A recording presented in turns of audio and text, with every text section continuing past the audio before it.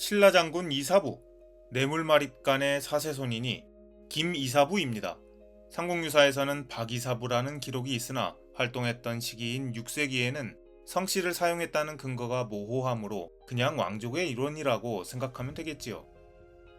주로 버풍왕과 진흥왕 때 활약했으니 당시 신라의 확장과 같이 하여 512년 하슬라 군주로서 우상국을 정벌하고 550년 중령을 넘어 단양에서 고구려를 축출하며 529년 금강가야와 562년 대가야를 정벌하는 전무후무한 업적을 세운 인물입니다.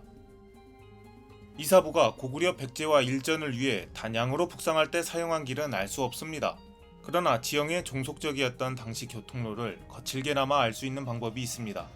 삼국시대 세거지의 위치를 거슬러 올라가면 됩니다.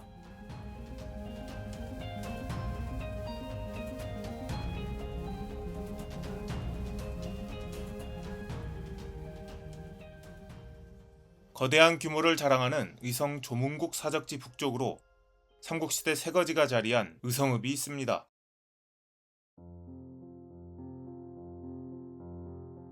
의성읍에서 안동으로 올라가기 위해서는 현재 제렛제를 넘어가는 도로를 이용하지만 과거에는 상화리로 돌아가는 길을 이용했습니다. 이 상화리에 삼국시대 유물산포지가 있지요. 조선시대를 거쳐 현재까지 1500년간 계속해서 사람이 살아온 자리입니다. 여기서부터 좌우로 꽤 험한 산이 자리하고 하화천을 따라 협곡이 북으로 달립니다. 그리고 하화천은 미천과 합류하면서 산줄기에 통로를 하나 뚫어 놓았습니다. 단촌입니다. 지형의 중요함은 수천 년 세월에도 인간의 습성을 관통합니다. 철도와 고속도로, 국도가 교차하는 그리고 하천과 하천이 만든 평야가 시작되는 요충입니다. 역시나 그 지리적 중요성 때문인지 삼국시대부터 현재까지 모든 시대를 망라한 유물산포지가 가득히 자리합니다. 새거지를 증명하는 지표가 하나 더 있지요. 바로 사찰터입니다. 인근에 무수히 많은 신라와래 시대의 사찰터가 있지요. 9세기에 만들어진 작지만 아름다운 석탑으로 유명한 관덕리사지. 역시 9세기 유물을 품고 아직도 명맥을 잇고 있는 고운사가 있습니다. 그럼 새거지의 조건인 유물산포지와 고분군, 배후산성도 있을까요? 있습니다. 삼국시대 상화리산성이 있지요. 그리고 평범한 규모와 수준을 상회하는 거대한 고분군이 자리합니다.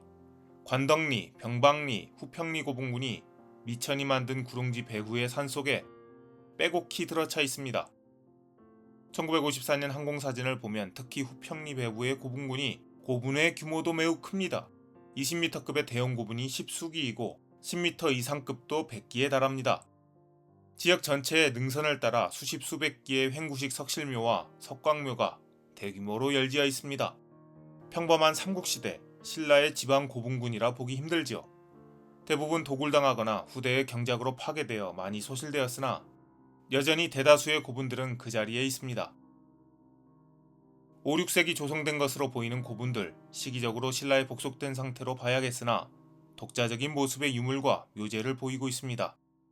독자 문화를 구축했었던 금성산 고분군을 만든 집단과 동일한 양식의 토기를 사용하지만 단촌면 정치체는 앞트기식 돌방무덤이라는 특유의 묘제 또한 사용하고 있습니다. 이 집단은 미천을 따라 형성된 충적지에 넓게 자리하고 있었지요.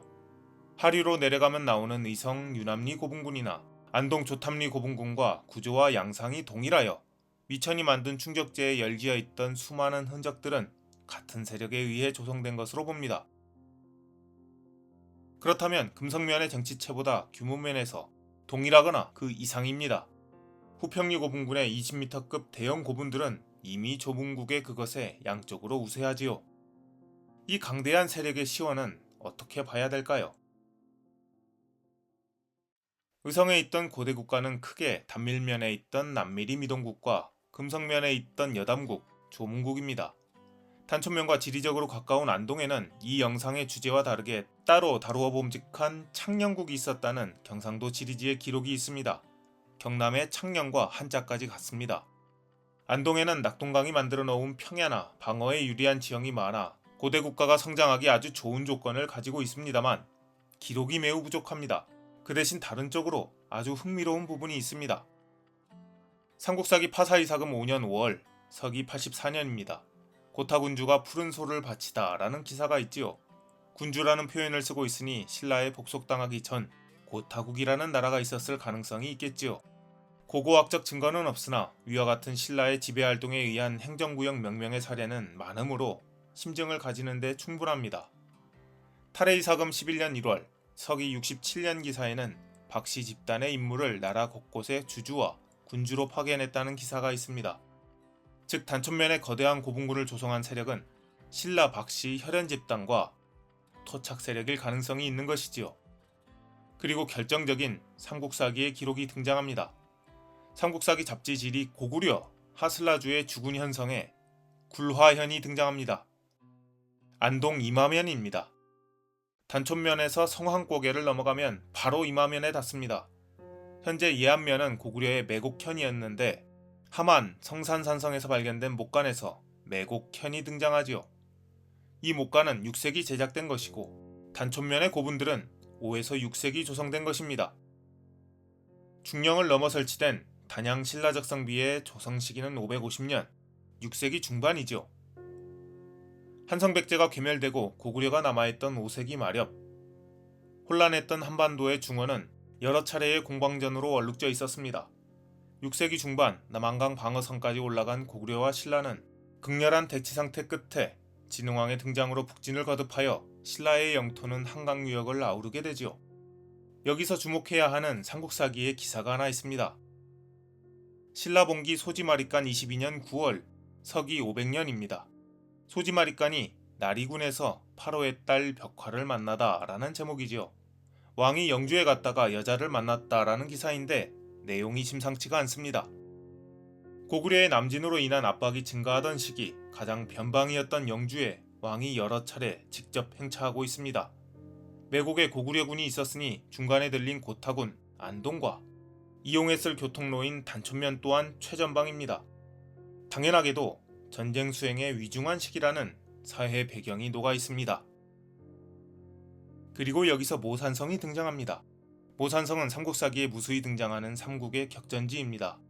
내용으로 보아 같은 이름을 가진 여러 성으로 보이는데 그중 소지마리간 6년 7월 서기 484년 기사에는 다음과 같은 기록이 있지요.